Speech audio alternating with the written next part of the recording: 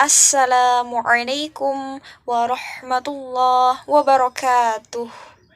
Saya Israita Leilia Agustin dengan NIM 12020200075 dari kelas PAI 4C. Di sini saya akan menjawab 5 soal pada ujian akhir semester mata kuliah Belajar dan Pembelajaran PAI oleh dosen pengampu Bu Doktoranda Ida Rosyida MAG dan Bapak Haji Yudi Irfan Daniel SOS MAG.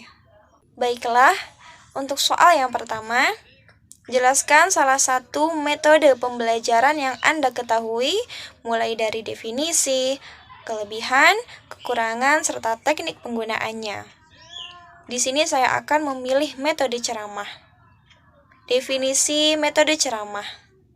Metode ceramah adalah metode yang memberikan penjelasan sebuah materi, yang mana seorang pendidik ini memberikan sebuah penjelasan yang disampaikan kepada peserta didik. Selanjutnya, kelebihan metode ceramah. Di antaranya, yang pertama, efisien, baik secara waktu maupun biaya. Yang kedua, praktis. Dengan menggunakan metode ceramah, tidak banyak hal yang harus dipersiapkan. Karena itu, metode ceramah ini bersifat praktis. Yang ketiga, memudahkan melakukan kontrol. Dengan menggunakan metode ceramah, guru akan lebih mudah mengatur kondisi yang kondusif. Selanjutnya, kekurangan metode ceramah di antaranya. Yang pertama, tingkat kebosanan lebih tinggi. Jika metode ceramah tidak diselingi dengan hal lain, maka akan membuat peserta didik ini menjadi bosan atau jenuh. Yang kedua, tenaga pendidik aktif, sedangkan peserta didik pasif atau tidak aktif. Yang ketiga, peserta didik dituntut untuk menjadi followers atau pengikut. Selanjutnya, teknik penggunaan metode ceramah. Ada 3 langkah pokok yang harus diperhatikan, yaitu yang pertama, tahap persiapan. Seorang pendidik menentukan materi pokok yang akan disampaikan atau yang akan diceramahkan kepada peserta didik. Yang kedua, tahap pelaksanaan, yaitu adanya langkah pembukaan dan langkah penyajian. Yang ketiga, tahap kesimpulan, yang mana seorang pendidik ini memberikan ringkasan pokok-pokok materi atau mereview kembali materi yang telah disampaikan. Soal yang kedua. Yang pertama, dalam pembelajaran pakem, apakah anak tidak berpotensi menjadi ngelunjak atau tidak sopan? Jawabannya tidak juga. Hal ini bisa diatasi oleh seorang pendidik yang memiliki keterampilan dalam mengelola kelas yang baik. Untuk menghindari atau meminimalisir hal-hal yang tidak diinginkan, maka seorang pendidik ini bisa memusyawarahkan kepada peserta didik untuk melakukan kesepakatan-kesepakatan kelas. Selanjutnya, dalam pembelajaran pakem, apakah selalu harus dilakukan dengan kerja kelompok? Jawabannya tidak. Ada saatnya pembelajaran pakem dilaksanakan dengan kerja kelompok, dan ada saatnya juga dilakukan secara mandiri. Karena dengan adanya pembelajaran yang bervariasi akan meningkatkan motivasi peserta didik. Soal nomor 3. Sejauh mana perkembangan teknologi membantu guru dalam proses pengajaran di kelas? Jawabannya, dengan adanya perkembangan teknologi yang semakin pesat, membantu guru dalam proses pengajaran di kelas. Di antaranya, yang pertama, guru bisa menayangkan pembelajaran melalui PowerPoint atau PPT dan juga bisa dalam bentuk video. Yang kedua, guru lebih mudah mengolah nilai raport melalui aplikasi raport. Yang ketiga, jika seorang guru berhalangan hadir, maka seorang guru ini bisa mengirim tugas atau mengirim materi melalui sosial media seperti WhatsApp, Telegram, Instagram, dan sebagainya. Soal nomor 4. apa problem mendasar yang masih dihadapi guru-guru di Indonesia yang berkaitan dengan pengaplikasian teknologi pendidikan dalam proses pembelajaran? Jawabannya, problem atau masalah mendasar yang masih dihadapi guru-guru di Indonesia yang berkaitan dengan pengaplikasian teknologi pendidikan dalam proses pembelajaran diantaranya. Yang pertama, tidak semua guru menguasai berbagai platform pembelajaran, terutama guru-guru senior kita yang mana pada zaman beliau ini masih menggunakan alat seadanya dan teknologi ini masih langka. Yang kedua, adanya kendala biaya dan terbatasnya fasilitas belajar di sekolah.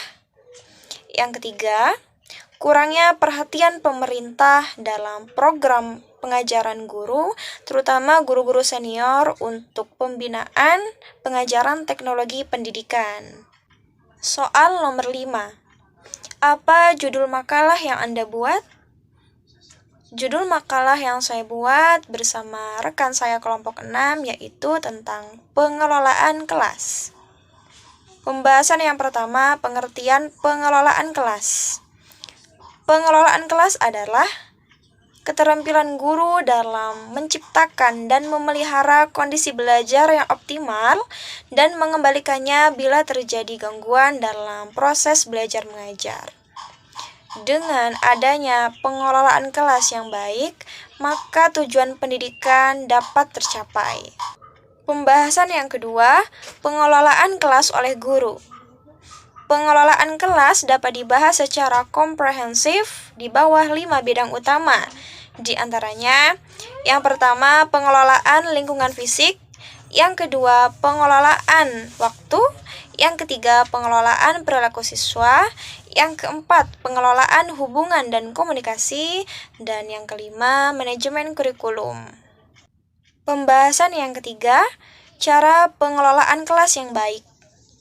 Agar pengelolaan kelas ini dapat berjalan dengan baik, maka tugas utama guru adalah menciptakan suasana di dalam kelas agar terjadi interaksi belajar mengajar yang dapat meningkatkan motivasi peserta didik untuk belajar dengan baik dan sungguh-sungguh. Pembahasan yang keempat, prinsip-prinsip pengelolaan kelas. Prinsip-prinsip pengelolaan kelas yang dikemukakan oleh Jamarah, di antaranya, yang pertama, hangat dan antusias. Maksud hangat di sini ialah seorang pendidik ini bisa mengayomi peserta didiknya dan antusias penuh semangat ketika belajar, karena dengan ini akan meningkatkan motivasi belajar mereka. Yang kedua, tantangan. Seorang pendidik ini harus memberikan sebuah tantangan baik dalam tugas ataupun pada saat menyampaikan materi. Karena dengan ini akan meningkatkan gairah mereka dalam belajar dan mereka ini akan penasaran serta menarik perhatian peserta didik. Yang ketiga, bervariasi. Dengan adanya pembelajaran menggunakan metode yang bervariasi, maka akan meningkatkan semangat belajar mereka dan menghindari mereka dari jenuh dan juga menghindarkan mereka dari kebosanan. Yang keempat, keluasan. Keluasan tingkah laku guru, yang mana guru ini bisa menyesuaikan dirinya dan membuat strategi belajar agar dapat menarik perhatian peserta didik. Hal ini agar menghindari atau meminimalisir dari gangguan belajar seperti keributan, perkelahian, dan sebagainya, serta menciptakan pembelajaran yang efektif. Yang kelima, penekanan pada hal-hal yang positif. Menjadi seorang guru ini tidak hanya mengajar saja, tetapi juga mendidik. Kita sebagai guru ini bisa memberikan contoh yang baik kepada mereka pada hal-hal yang positif dan memberikan penekanan pada mereka untuk berbuat pada hal-hal yang baik atau positif. Yang keenam, penanaman disiplin diri. Tugas akhir dari pengelolaan kelas adalah peserta didik dapat mengembangkan mereka menjadi pribadi yang disiplin dan guru menjadi teladan. Pembahasan yang kelima, tujuan pengelolaan kelas. Menurut Usman, pengelolaan kelas mempunyai dua tujuan, yaitu yang pertama tujuan umum. Tujuan umum dari pengelolaan kelas adalah menyediakan dan menggunakan fasilitas belajar untuk bermacam-macam kegiatan belajar mengajar agar mencapai hasil yang baik. Yang kedua, tujuan khusus. Tujuan khusus dari pengelolaan kelas adalah mengembangkan kemampuan peserta didik dalam menggunakan alat-alat belajar, serta membantu peserta didik untuk mencapai hasil yang diharapkan. Alhamdulillah, sekian jawaban ujian akhir semester pada mata kuliah belajar dan pembelajaran PAI. Saya mohon maaf kepada Bu dosen dan Bapak dosen jika ada kesalahan atau kekeliruan saya dalam menjawab pertanyaan. Saya ucapkan terima kasih.